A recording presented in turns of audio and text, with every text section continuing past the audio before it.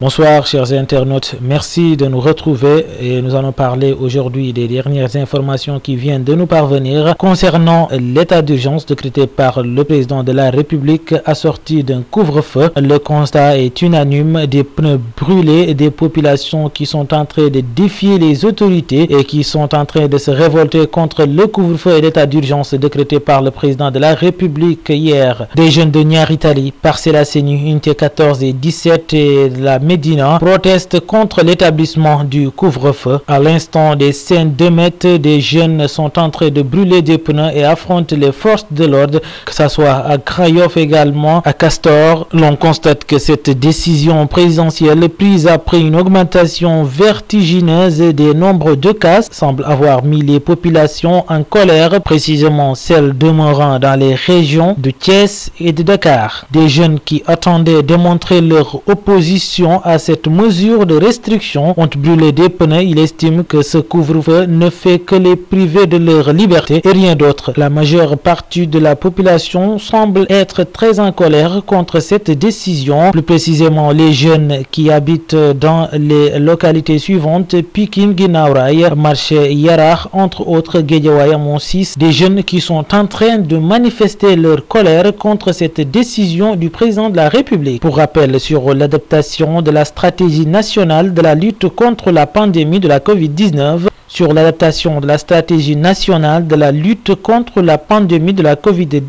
le président de la République a présidé une réunion pour évaluer la situation de la pandémie de la COVID-19 en présence des membres du Comité national de gestion des épidémies. Il a à ce sujet constaté que la tendance actuelle de la maladie devenue endémique au plan national, avec une augmentation fulgurante des contaminations, des cas sévères, des cas graves et nombre de décès nécessite la prise des mesures. Le chef de l'État a précisé à compter de ce jour l'état d'urgence dans les régions de Dakar et de Thiès, assorti d'un couvre-feu de 21h à 5h du matin dans les régions concernées qui concentrent plus de 90% des cas. Le président de la République invite dès lors les membres du gouvernement à prendre chacun en ce qui le concerne les mesures sectorielles subséquentes afin d'assurer en relation avec les gouverneurs, préfets, maires et populations l'application rigoureuse de l'état d'urgence sur les territoires concernés. Le chef de l'État rappelle par ailleurs l'impératif de faire respecter les restrictions effectives sur les rassemblements et réunions de toute nature, les déplacements et le port obligatoire du masque dans les lieux et transports publics. Le président de la République demande en outre au ministre de la Santé et de l'Action sociale, en liaison avec le CNGE, d'accentuer les efforts